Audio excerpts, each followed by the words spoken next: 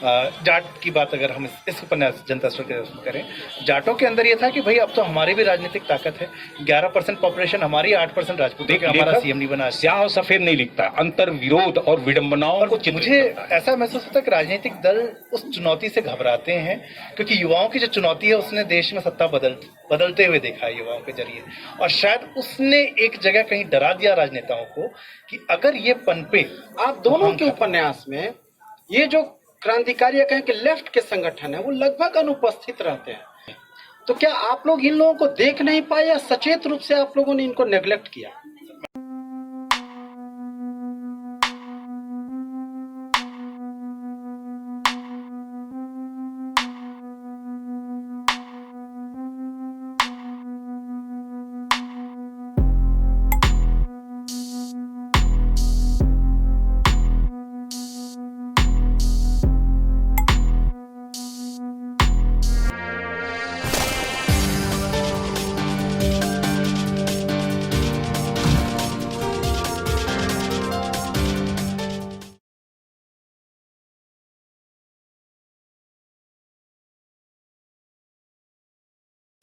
सामाजिक न्याय को केंद्र में रख करके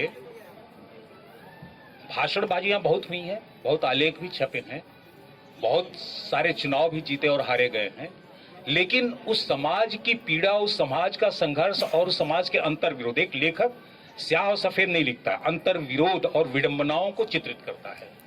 वह किसी फैसले पे नहीं पहुंचता है, लेकिन फैसले पे पहुंचे जाने से पूर्व हमारे जो सबक हैं उन्हें वो देखता और समझता और उसे उस सत्य के उसमें रोशनी में, प्रकाश में देखने की कोशिश करता है, मूल्यांकित करने की कोशिश करता है।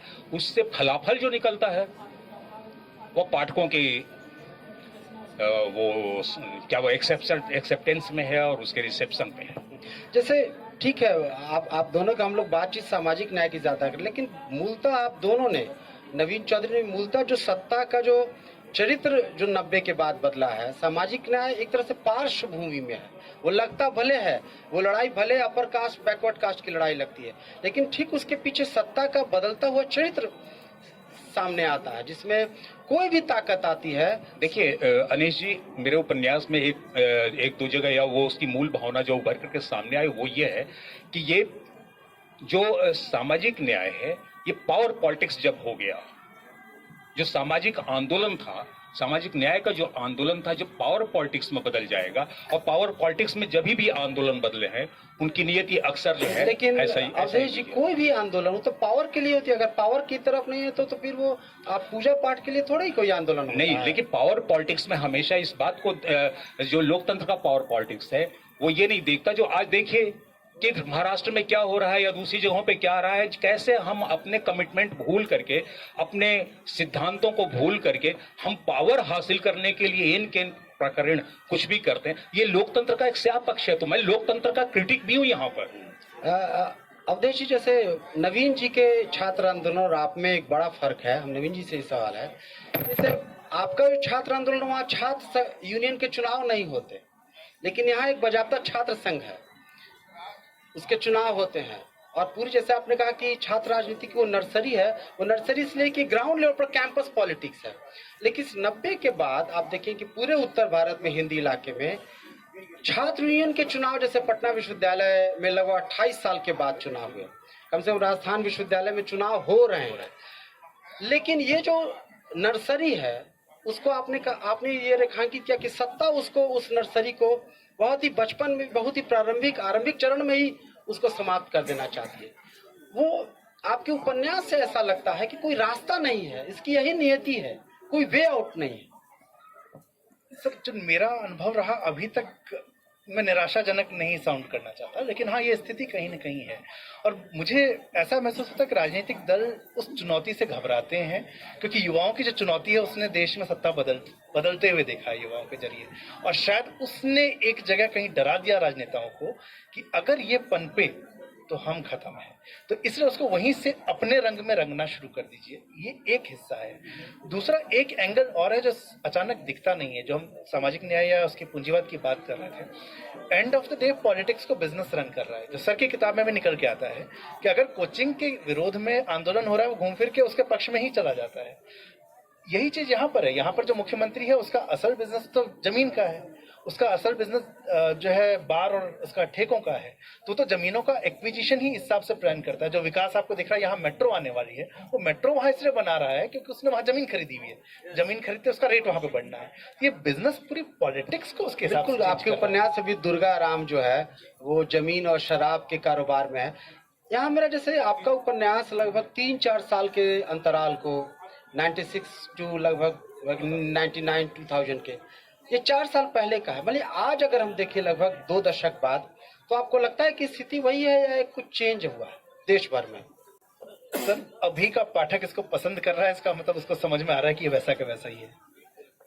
अवधेश जी, इसमें मैं आपके इस प्रश्न में जरा सा मैं अपनी तरफ से एक बात कहना चाहूंगा जो मेरे उपन्यास में, कि मेरे उपन्यास में कोई यूनियन का चुनाव नहीं है। लेकिन आप देखें कि यह उस दौर में लिखा गया उपन्यास है जबकि पूरे देश में और खासतौर से बिहार में और पूर्वांचल में भी कोई यूनियन चुनाव नहीं छात्र हो यूनियन रहे नहीं थे। था, नहीं यूनियन था। छात्र यूनियन का चुनाव नहीं हुए, छात्र यूनियन नहीं हुए, और लगभग 2-2.5 दशक का टिकट का बीत जाना। जबकि सत्ता में वही लोग आए, यही जो मैं कहना चाह रहा, जो नवीन ने अभी कहा कि शायद वे डर गए, जो छात्र राजनीति से ही आए थे, जो छात्र आंदोलन से आए थे, उन्होंने तो सबसे ज्यादा इसको नुकसान पहुंचाया। लेकिन आप मेरे उपन्यास में एक बात देखें कि मेरे उपन्यास में कई छात्र संगठन काम कर रहे हैं। बिल्कुल बिल्कुल, वे छात्र संगठन निजी प्रयासों से बने हुए हैं। अब निजी लाभ अलग है, वो उनके छात्रों हितों के सवाल। लेकिन सवाल मेरा ये है कि जो नवीन ने कहा कि क्या कारण है कि छात्र यूनियन के चुनाव को राजस्थान में कोई दिक्कत नहीं है, बिहार में क्यों ऐसी दिक्कत है? आपने कहा कि वो डरता है। हाँ देखिए, सबसे बड़ी चीज बिहार में क्या दिक्कत है, बिहार से तो छात्र आंदोलन राष्ट्रव्यापी आंदोलन के रूप में और परिवर्तनकारी आंदोलन के रूप में, सत्ता परिवर्तन है जिसको कहते हैं आपकी, इस देश में आपातकाल भी लगता है और आपातकाल खत्म भी होता है, वह पूरा दौर और पूरे दौर की आमद और उसका जाना, यह सब कुछ के केंद्र में बिहार का छात्र आंदोलन रहा है। तो छात्र आंदोलन के पक्ष में यहाँ के छात्र तो रहे हैं, फिर वही बात, सत्ताएं नहीं रही हैं, और सत्ताओं का डर जो होता है वो यही होता है, एकजुट हो जाना, छात्र शक्ति का मजबूत हो जाना, वो जो था और जो उसने शायद जो है डराया। तो आप देख रहे हैं सामाजिक न्याय का ये पक्ष भी है। बिल्कुल नवीन, जैसे बातचीत ये हो रही है कि जो आप दोनों के उपन्यास में, और ये सामाजिक न्याय से संबंधित अंतिम सवाल है कि सामाजिक न्याय की वो अभ्युदयशील अवस्था में था, वो इमर्जिंग स्टेज में था। अब ऐसा लगता है कि उसका एक अवसान काल है, या उसके पीछे जो लोगों का आकर्षण था खुद उन्हीं ताकतों का, उन्हीं शोषितों वंचितों का, उसकी मोहभंग जैसी स्थिति है, और वो विकल्प की तलाश की तरफ है, जिसको आपका उपन्यास वो बताता है कि वो अभ्युदयशील अवस्था का वो आंदोलन एक अब गली में कहीं फंस गया। मुझे लगता है कि नहीं, अभी बीच में एक बार ऐसा समय महसूस होने लगा था कि जब ये चीजें दब रही हैं, लेकिन अगर आप पिछले 3-4-5 साल में फिर से देखें तो कहीं ना कहीं लेकिन ये दूसरे रूप में निकल के आ रही है। जिस रूप में उस समय था, उस समय एक पूरी आइडेंटिटी और दबे हुए से ऊपर उठने की बात शुरू हुई थी। हर जातियों का वो अलग अलग एक जाट की बात अगर हम इस उपन्यास जनता स्वर के उसमें करें, जाटों के अंदर ये था कि भाई अब तो हमारी भी राजनीतिक ताकत है, 11% पॉपुलेशन हमारी, 8% राजपूतों के, हमारा सीएम नहीं बना आज तक। तो उस समय वो उस अधिकार की लड़ाई से शुरू हुई थी बात कि हमें बराबरी चाहिए। अब एक ताकत तो हासिल हुई है, अब उस ताकत में ये शुरू हुआ है कि क्या जो दूसरा उठने की तैयारी कर रहा है, जो उस समय सोच भी नहीं पाया था, उसको अब जाट उसी तरीके से दबाना चाहते हैं जैसे कि किसी समय में जाटों को दबाया गया। जैसे नवीन, जैसे आपने भी कहा कि आपकी बातचीत से लगता है कि उनको दबाया गया। सब आपके उपन्यास में वो अपने इमीडिएट ऑपरेशन से लड़ते दिखाई देते हैं, अपने निकटवर्ती उत्पीड़क से। जाट है तो उसको राजपूत से दिक्कत है, राजपूत है उसको ब्राह्मण से दिक्कत है। जो सिस्टम का सवाल है जिसको आपने थोड़ा पार्श्व में रखा है, थोड़ी पृष्ठभूमि में वो बात है, वो उसकी छाया नजर आती है, वो चहलकदमी करता दिखता है, लेकिन बहुत स्पष्ट सामने नहीं आता, जबकि लगता है कि असली खिलाड़ी वही है। असल खिलाड़ी जब किताब के अंत तक आता है तो वो सिस्टम ही इसमें दिखता है। सो इस किताब के साथ जो शुरुआत में मुझे लगा कि मैंने ये छात्र राजनीति किताब की, लेकिन सिर्फ छात्र राजनीति किताब है नहीं है। ये किताब असल में राजनीति की किताब है जिसमें 30-35% तो राज्य की राजनीति, और जब आप अंत में आते हैं तो आपको अंत में समझ में आता है कि दरअसल खेल तो सारा पीछे से हो रहा है। जो यहाँ पे छात्र राजनीति दिख रही है तो कुछ है ही नहीं, अब तो राज्य का खेल है। बिल्कुल, बस 1 मिनट, अभी आएगा सवाल आप लोगों के पास भी, 5 मिनट में हम यहाँ भी आएंगे सवाल पर, अंत में। बिल्कुल बिल्कुल, बस 5 मिनट। तो एक बार अब दूसरी बात ये हो रही है उपन्यास की भाषा पर, जैसे हम छात्र आंदोलन पर जब भी लिख रहे हैं, अब तक जो आप लोग लिखते रहे हैं, कोई भाषिक चुनौती, कोई सृजनात्मक चुनौती ऐसी लगी कि भाषा में थोड़ा खिलनदड़ापन होना चाहिए था? हालांकि आपने अपनी भाषा में बहुत कोशिश की है कि स्थानीय रंगत है, जो पटनिया भाषा है, कि मार पटकनिया, दे लचकनिया, या सब जो बिहार की जो भाषा है, पटना की मगही, सबकी भाषा की रंगत ले। आपको भाषिक स्तर पर कोई चुनौती लिखी कि हम एक नई चीज ला रहे हैं, तो नई भाषा की आवश्यकता है? नहीं, देखिए, मेरे लिए नई या पुरानी जैसी कोई चुनौती थी ही नहीं। मेरे लिए चुनौती सिर्फ ये थी कि मैं जिस तथ्य को लेकर के अपना उपन्यास लिख रहा हूँ और जिन पात्रों को लेकर के उपन्यास लिख रहा हूँ, जिस परिवेश को लेकर के उपन्यास लिख रहा हूँ, भाषा भी उसी की होनी चाहिए, उसी की तरह की होनी चाहिए। अगर मटुक जी अपने छात्रों को जिस भाषा में पढ़ाते हैं, वो हिंदी के प्रोफेसर जरूर रहे हैं, लेकिन जो है वो बिहार के हैं, तो अपने छात्रों को यहाँ की स्थानीय जो भाषा है उससे भी संबोधित करते हैं, स्थानीयता से भी संबोधित करते हैं। और वो बोलचाल की एक ऐसी भाषा है जो व्यापक रूप से समझी और स्वीकृत की है। अब तो पूरे देश में इसको समझा और स्वीकृत किया जाता है। तो वह अपने आप में एक बड़ी चुनौती थी कि इस भाषा में छात्रों की राजनीति को और छात्रों के जीवन को लिखा जाए, और उसको मैं कितना कर पाया हूँ ये तो पाठक ही बतलाएंगे, लेकिन यही चुनौती थी। लेकिन भाषा को लेकर मेरे मन में एकदम साफ था कि जिस परिवेश की कहानी है, भाषा उसी परिवेश की होगी जी। जैसे भाषा उसी पर, जैसे नवीन आपसे जैसे हम बातचीत कर रहे हैं, जब भी एक नई तरह की परिस्थिति की, तो आपने कुछ ऐसी चुनौती, हालांकि वो पहला उपन्यास है, कि कुछ हम खास तरह का लैंग्वेज रखें जिससे लोग हर तबके का लोग जुड़ सके, न सिर्फ छात्र युवा बल्कि हर तरह के लोगों के लिए इस तरह की भाषा एक्सेप्टेड हो, स्वीकृत हो? ये थोड़ा सा मेरे लिए था, क्योंकि राजस्थान के ऊपर किताबें बहुत ज़्यादा आई नहीं है। अगर राजनीतिक बात हो तो उत्तर प्रदेश और बिहार, कहीं ना कहीं फिल्मों ने भोजपुरी को या मगही टोन को परिचित बनाया है। बिहार की बात करें तो मैं मैथिली भाषी हूँ, लेकिन कोई मगही में बात करता है मैं उसको समझ सकता हूँ, शायद मैं जवाब ना दे पाऊँ। लेकिन राजस्थान के अंदर जो जोधपुर वाला जो भाषा बोलता है वो जयपुर वाला नहीं समझ पाएगा और उदयपुर वाला भी नहीं समझ पाएगा। इनकी भाषाओं में इतना फर्क है। शेखावाटी, उसके बाद ढूंढानी, भाषाओं के उसमें बहुत सारे भेद हैं। तो राजस्थानी के बहुत सारे उनको मैंने अवॉइड किया इसमें लिखने से, क्योंकि जब बाहर का एक पाठक पढ़ता है तो बहुत छोटे छोटे सेंटेंस है जो कि सिंपल है, रोटी टाइम से मिल रही है कि कौन नहीं मिल रही है, उस तरह का, जो कि समझ में आ जाए। दूसरा, राजस्थान को कोई बाहर क्यों पढ़े, तो इसलिए मैं उस तरह के शब्दों के इस्तेमाल में बचा जो कि बहुत ही ज़्यादा कॉम्प्लिकेटेड वहाँ का हो। कई जगह आपने उसको ब्रैकेट में दे दिया है ताकि वो कनेक्ट हर जगह बने। क्योंकि एक सवाल मुझसे कई बार ये पूछा गया कि राजस्थान की किताब है तो बिहार या उत्तर प्रदेश में या मध्य प्रदेश में कोई क्यों पढ़े। तो उसका कारण ये कि राजनीति का चरित्र चाहे बिहार है, उत्तर प्रदेश है, मध्य प्रदेश है, चरित्र वही है। पात्रों के सरनेम चेंज हो जाते हैं, पात्रों के जो थोड़ा सा एनवायरमेंट आसपास का है वो चेंज हो जाता है।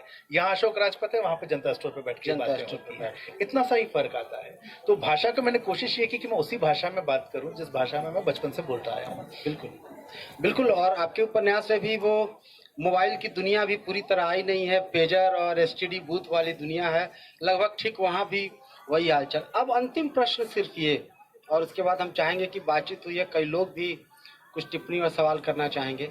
जैसे आप दोनों ने कहा, नवीन आपने भी, कि अभी भी हम देखते हैं अगर 2019 में तो वही 96 से 99 वाली स्थिति दिखती है, जबकि थोड़ा सा हमको लगता है कि अभी 2019 में खास करके नरेंद्र मोदी जी के सत्ता में आने के बाद पूरे देश का जो विश्वविद्यालय है उनके खिलाफ हो गया। जेएनयू देखिए पूरे देश में छात्रों नौजवानों के आंदोलन की चौकी बना हुआ है। राजस्थान में वहाँ वामपंथी छात्र संगठन जीत गया है। पटना में जो पहली बार चुनाव हुआ तो लेफ्ट का अच्छा खासा प्रचलन। आप दोनों के उपन्यास में ये जो क्रांतिकारी कहें कि लेफ्ट के संगठन है वो लगभग अनुपस्थित रहते हैं, जबकि आज देखिए वही मुख्य धारा में आ चुका है। बाकी सामाजिक न्याय की ताकतों वाले लेफ्ट संगठन, ये छात्र संगठन लगभग विलुप्त हो चुके हैं। तो क्या आप लोग इन लोगों को देख नहीं पाए या सचेत रूप से आप लोगों ने इनको नेग्लेक्ट किया? मैं पहले जवाब देता हूं इसका। राजस्थान के अंदर वामपंथी संगठन नहीं के बराबर है। जैसे एसएफआई अभी भी कई जगह जीत सीकर, गया है। वो बहुत कुछ कॉलेजेस की बात करेंगे। सीकर का एक बेल्ट है जहाँ से कि आपको मिलेगा, गंगानगर की एक बेल्ट है जहाँ, और ये कॉलेजों में मिलेगा, विश्वविद्यालयों में आपको कहीं नहीं मिलेगा। विश्वविद्यालयों में जो विरोध आया है वो विद्यार्थी परिषद या एनएसयूआई के खिलाफ विरोध आया है। इंडिपेंडेंट कैंडिडेट जीत रहे हैं। राजस्थान विश्वविद्यालय का तो ये इतिहास है कि वहाँ जब से मैं ध्यान दे रहा हूँ 18-19 चुनाव हुए हैं, उसमें से 11-12 निर्दलीय चुनाव जीते हैं, लेकिन उसमें लेफ्ट साइड का कोई नहीं रहा है। वो या तो एनएसयूआई के बागी रहे हैं या फिर इधर रहे हैं। बाकी यूनिवर्सिटीज़ में भी जब आप स्टेट यूनिवर्सिटीज़ को देखें, सेंट्रल यूनिवर्सिटी में वामपंथ का प्रभाव ज़्यादा दिखता है, लेकिन स्टेट यूनिवर्सिटीज़ में अभी भी कहीं न कहीं वो विद्यार्थी परिषद और एनएसयूआई के बीच में ही चल रहा है। कहीं कहीं छिटपुट कॉलेजों के अंदर एक आपको वामपंथ का कोई दिखेगा, और चूंकि वो एक दो जीतते हैं तो उनकी चर्चा बड़ी होती है, तो वो एक कहीं न कहीं मीडिया का उसके अंदर रोल भी है। लेकिन अभी भी मुझे वो नहीं दिख रहा कि अगर मोदी के खिलाफ आ रहे हैं तो एनएसयूआई या निर्दलीय जीत रहे हैं। राजस्थान में इस पर निर्दलीय ने जीता है सारा का सारा गढ़। अनिल जी, पहली बात तो ये है कि आपने देखा है मेरे उपन्यास में वामपंथी छात्र है। और उनकी पहल जो है अनुपस्थित नहीं उनकी है। मौजूदगी है। पहली बात। दूसरी बात ये कि उसे दो स्तरों पर देखें। छात्र राजनीति में वो सक्रिय हैं, मेरे उपन्यास में भी सक्रिय हैं। अंशुमन है जो कॉमरेड है, रीता अधिकारी है, ऐसे तमाम छात्र हैं, प्रोफेसर गांगुली हैं, ऐसे तमाम छात्र हैं जिन्हें आप देखते हैं कि वो लगातार सेमिनार कर रहे हैं, गोष्ठियां कर रहे हैं और सड़कों पे जुलूस भी निकाल रहे हैं, वो तमाम चीजें कर रहे हैं। इसका दूसरा पक्ष है जो राजनीति का पक्ष है, जो सत्ता की राजनीति है। उस राजनीति में जो भूमिका वामपंथ की है वह कई जगह प्रश्नांकित हुई है। खास तौर से उन पार्टियों की भूमिका प्रश्नांकित हुई है जो लिबरल लेफ्ट रही है, जो लोकतंत्र में चुनावी महासमर में जो उतरने वाली पार्टियां रही हैं, जिनसे बड़ी उम्मीद भी रही है, वो जब समझौते करने लग गई उन पार्टियों के साथ या उन सिद्धांत वाली राइटिस्टों के साथ या लिबरल राइटिस्टों के साथ, इस तरीके से जो वो करके और सीटें छोड़ना पकड़ना और यह हटा लेना, यहाँ चुनाव नहीं लड़ना, वहाँ कैंडिडेट नहीं देना, आपकी उपस्थिति जब समाज में बैटलफील्ड में कम होने लग गई तो आप कैसे उम्मीद करते हैं? तो छात्र तो संगठन अपनी जगह पे सक्रिय है, सैद्धांतिक रूप से भी, व्यवहारिक रूप से भी। तो मेरे उपन्यास में उपस्थिति है, इसलिए आप इसे नहीं कह सकते। वो उपस्थिति है लेकिन थोड़ी निष्क्रिय उपस्थिति दिखती है। अब देखिए, ऐसा है कि उपन्यास की भी एक सीमा है, लेखक की भी क्षमता और सीमा है, वो अपनी जगह पे है। लेकिन जिस बौद्धिक आंदोलन की शुरुआत, जिस शिक्षा के मसलों को लेकर के वो आंदोलन चल रहा है, एक मिनट बस एक मिनट। हाँ, जो आंदोलन छात्र युवा कर रहे हैं, वाम युवा कर रहे हैं, वाम साथी कर रहे हैं, और एक बार नहीं कई बार आपने देखा, और रीता अधिकारी एक जुलूस को लीड कर रही है, आपने देखा। और दूसरी बात, शिक्षा पर जो देश के विभिन्न स्तरों से जो है संगठनों से छात्र नेता आए हुए हैं, उनका सेमिनार पटना के सेमिनार हॉल में चल रहा है और उसके बाद जुलूस निकलता है, ये सारा कुछ आप देख रहे हैं। आप कैसे कह सकते हैं कि अनुपस्थित है? क्योंकि उस उपन्यास का कथ्य केंद्रित वो नहीं था, इसलिए उनकी भूमिका भी उसी तरह से थी। लड़कियों की भूमिका, लड़कियां प्रेम के रूप में आती हैं, आपके यहाँ तो विद्या है, अनीता है। आज अगर आप देखते हैं 2019 में और उस दशक को देखते हैं तो छात्र राजनीति में आप देखिए, जैसे पटना विश्वविद्यालय, यहाँ लड़कों से ज़्यादा लड़कियों की संख्या है। तो आपको लगता है कि आपका चूंकि इलाका भी वही है कि वो जो लड़कियों की भूमिका जो बहुत ही कहें कि शुरुआती सार्वजनिक जीवन में आ रही थी, उसमें कुछ एक गुणात्मक फर्क आया है क्या फिर अभी भी वही है? नहीं, देखिए, गुणात्मक फर्क निश्चित आया है। और मैं कह रहा हूँ कि हर उपन्यास के कहन की एक सीमा होती है, उसके कथ्य की एक सीमा होती है। वो जैसे आप एक पतंग जब उड़ा रहे होते हैं तो कितनी ढील देनी है और उस माझे को कितनी दूर तक खींचना है, फिर काटना है, क्या करना, वो एक लेखक की अपना हुनर, अपनी व्यवस्था दोनों होती है। ये तो हाँ, नवीन आपसे भी जानना चाहिए। सर, राजस्थान में स्थिति थोड़ी सी अलग रही, और वो मैंने कहीं एक जगह उपन्यास में दिखाने की कोशिश की है। राजस्थान विश्वविद्यालय में जिन 4 पदों पर चुनाव होता है, अगर वाइस प्रेसिडेंट, जनरल सेक्रेटरी और जॉइंट सेक्रेटरी पे कोई लड़की है और वो सुंदर है, ये भी एक और वो है, अब सुंदरता की परिभाषा अलग हो सकती है। जाति समीकरण, सुंदरता उसके पक्ष में, इन तीनों पदों पर वो जीत जाती है अगर वो विद्यार्थी परिषद या एनएसयूआई से किसी से है। लेकिन जब वही लड़की अच्छा काम भी करती है, एक पद पर जीत चुकी है, अध्यक्ष का चुनाव लड़ती है, तो बुरी तरह से हारती है, उसकी जमानत जब्त हो जाती है। राजस्थान विश्वविद्यालय का 65 सालों का इतिहास है चुनावों का। बीच में कुछ समय बंद भी रहा, तो लेकिन टोटल 65 सालों में आज तक सिर्फ 2 लड़कियां वहां पे चुनाव जीती हैं, इस बार भी जीती है। लेकिन अगर आप उन दोनों लड़कियों का पारिवारिक बैकग्राउंड देखें तो बहुत जबरदस्त पॉलिटिकल बैकग्राउंड है, जहां से कि पैसा और मसल पावर दोनों पूरी तरह से उनके समर्थन में आया था। तो इस बार का चुनाव मैंने जयपुर का बहुत क्लोजली देखा था, मेरी किताब के इसमें और ज़्यादा इंटरेस्ट था रहने में। तो मैंने ये चीज़ नोटिस की कि वो लड़की इसलिए नहीं आई कि उसने बहुत अच्छा काम किया था। एक पूरा सिस्टम जो है उसके पीछे सरकारी सिस्टम लगा हुआ था कि उसको वहाँ चुनाव जितवाना है। तो वो स्त्रियों को स्वाभाविक रूप पे कहीं ना कहीं अभी भी मुझे लगता है कि दिक्कत आ रही है स्वीकार करने में नेता के रूप में। नीचे ठीक है लेकिन अध्यक्ष नहीं। तो राजस्थान में तो ये मानसिकता अभी है। इन नेतृत्व के स्तर पर अभी भी उनकी भूमिका बहुत रही। आप दोनों का बहुत बहुत शुक्रिया। सबसे अच्छी बात मुझे ये लगी इन दोनों उपन्यासों को पढ़ते हुए कि दोनों की भाषा बेहद जीवंत है और बहुत ही उत्सुकता बनी रहती है एक कि आगे क्या होना है, क्या आगे कुछ घटित होगा। और लड़कियों को लेके लड़कों में जो एक आकर्षण, जो कुंठा की सीमा तक चली जाती, यौन कुंठा, वो दोनों उपन्यासों में बहुत ही कहें कि उसकी उपस्थिति बनी रहती है। और 90 के दशक की युवाओं की जब वो मोबाइल और इसकी पहले की दुनिया थी, ये स्वाभाविक सा है। आप दोनों को बहुत बहुत शुक्रिया, बधाई अवधेश प्रीत जी को अशोक राजपथ के लिए और जनता स्टोर के लिए। हालांकि इस कार्यक्रम में फॉर्मेट नहीं था, लेकिन मटुक नाथ चौधरी जी ने उसको कहें कि जिसको हम लोग कहते हैं, अगर आपके उपन्यास की भाषा में कहें उसका दिया है, तो हम लोग को सवाल भी चाहें कि आमंत्रित करें।